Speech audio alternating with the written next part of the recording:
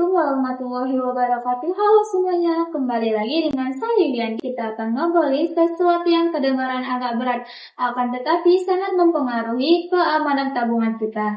Nah, yang dimana bertemakan modal bank dan manajemen risiko.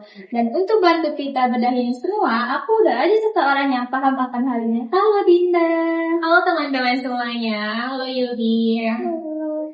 Oke Dinda, kita mulai yang paling dasar dulu. Nah, banyak orang sering mendengar kata modal bank, akan tetapi tidak benar-benar mengetahui apa itu modal bank. Emangnya apa sih modal bank itu? Oke, gampangnya seperti ini. Modal bank itu adalah dana yang dimiliki oleh bank dan berbeda dengan dana yang kita titipkan ke dalam bank. Nah, dana modal bank ini gunanya itu untuk menjalankan operasional sekaligus jadi bantalan kalau suatu saat bank menghadapi masalah. Atau bisa kita ibaratkan modal bank berperan sebagai perisai di suatu bank itu sendiri. Oh, jadi bank itu bukan hanya sekedar membayar gaji karyawan atau menghidupkan lampu kantor gitu. Bukan ya, dan yang lebih penting nih teman-teman semuanya, modal itu buat menanggung kerugian. Misalnya ada nasabah gagal bayar kredit. Kerugian itu yang pertama kali ditutup dari modal bank, bukan dari uang kamu nih yang ada di tabungan. Makanya modal itu penting banget buat nasabah agar memilih bank untuk tempat kita menabung. Berarti semakin besar modal, semakin aman dong banknya. Secara umum ya, dan itulah mengapa OJK atau Otoritas Jasa Keuangan punya aturan ketat soal modal bank ini. Sekarang bank umum itu minimal harus punya modal 3 triliun rupiah nih. Wah, 3 triliun? Duit banyak sekali Dinda. Emangnya buat apaan aja sih itu? Nah, bayangin nih ke bank itu kayak kapal besar, dan 3 triliun ini adalah pelampungnya atau lambungnya. Kalau ada badai, misalnya kredit macet meledak, suku bunga naik drastis, atau nilai rupiah itu tidak stabil, kapal itu harus tetap mengapung. Begitu juga dengan bank, harus tetap beroperasional apapun masalahnya. Kalau lambungnya tipis atau kalau pengamannya kecil, nah sekali kena ombak gede langsung karam. Begitu juga dengan bank kan. Kalau misalnya dia tidak punya pengaman yang besar, yang tebal, maka mudah aja untuk bangkrut atau karam. Seperti itu. Oke, masuk akal sih Dinda. Nah, jadi aku pernah dengar ada modal inti dan modal pelengkap. Emangnya bedanya apa sih? Nah, ini penting nih. Modal inti itu adalah modal paling berkualitas, berisi modal disetor oleh pemegang saham, ditambah laba yang nggak dibagi-bagiin, alias retained earnings. Ini yang paling bisa diandalkan kalau suatu saat bank mengalami kondisi yang sedang gawat. Nah, untuk modal pelengkapnya itu seperti apa?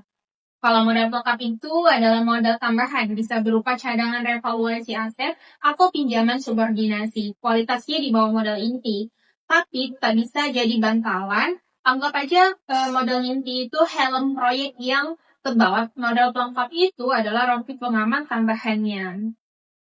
Oke, analoginya itu keselamatan kerja. Seru nih. Oke Dinda, aku akan bertanya lebih dalam lagi. Nah, ada istilah capital adequacy ratio atau rasio kecukupan modal. Nah, itu sering banget muncul nih, tetapi aku tidak benar-benar tahu apa itu. Emangnya kalau itu apa sih? Oke, intinya seperti itu.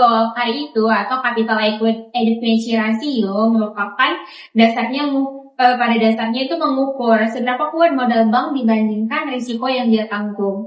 Nah, OJK biasanya menetapkan minimal 8% dari yang namanya ATMR.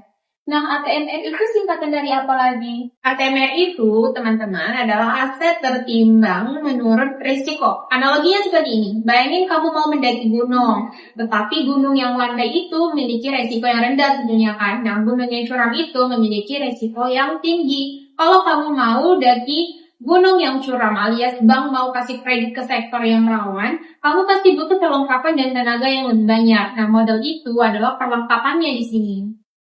Oh, jadi bank itu tidak boleh asal kasih ekspansi atau obral kredit kalau modalnya itu tidak cukup gitu. Tepat banget nih Yol. Makanya karena itu sekaligus berperan sebagai rem. Kalau bank yang mau tumbuh agresif harus siapkan modal yang lebih kuat terlebih dahulu. Nah, kalau ngomong-ngomong soal resiko, apa aja sih resiko yang ditanggung oleh bank?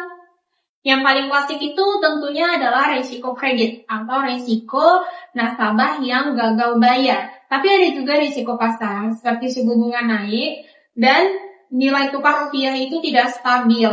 Terus ada risiko operasional juga seperti kesalahan sistem, human error dan seperti serangan cyber.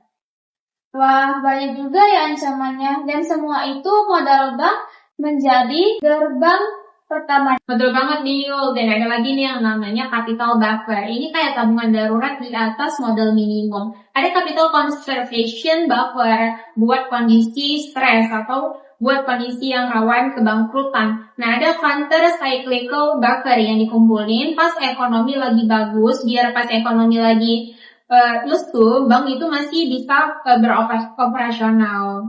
Oh, jadi bank itu harus menabung modal seperti kita menabung dana darurat ya. Nah, persis sekali. Dan itu semakin krusial nih teman-teman di era digital sekarang ini. Bayangin kalau sistem bank kena serangan cyber dan operasional lumpuh berhari-hari. Pasti kerugiannya gila-gilaan kan. Nah, kalau modalnya kuat, bank masih bisa beroperasi. Dan nasabah pun bisa tetap tenang, kepercayaan nasabah pun tetap terjaga. Wah, dari obrolan hari ini aku baru sadar nih Din, ternyata modal bank itu bukan hanya urusan pemilik saham atau orang-orang di atas, tetapi melainkan harus berkesinambungan dengan keamanan uang kita dari sebagai nasabah. Ya betul banget nih Yul, karena kalau bank sehat, kita sebagai nasabah pun tenang untuk menabung di sana. Dan OJK ada di sana untuk mastiin bahwa semua itu akan berjalan dengan lancar. Nah, jadi aturan-aturan yang ditetapkan oleh OJK itu sendiri bukan sekedar birokrasi, tetapi juga sebagai perlindungan buat kita semua sebagai nasabah. Oke, take away hari ini modal bank itu sebagai perisai, CAR itu sebagai indikator kekuatan perisai, dan OJK lah yang mengukur kekuatan perisai itu cukup tebal atau tidak. Benar begitu, Dinda? Benar sekali teman-teman, 100% benar, singkat, padat, dan tepat sasaran. Oke Dinda, terima kasih atas waktu yang sudah diluangkan dan sharing ilmunya. Sama-sama Yuli, dan seru banget ya ngobrolnya hari ini. Oke teman-teman, itu tadi kita lagi ngobrolin duit edisi Perisai Bank. Dan semoga video ini dapat bermanfaat untuk teman-teman semuanya. Dan untuk teman-teman semuanya, jangan lupa cek kesehatan bank kamu. Dan see you next episode. Bye-bye!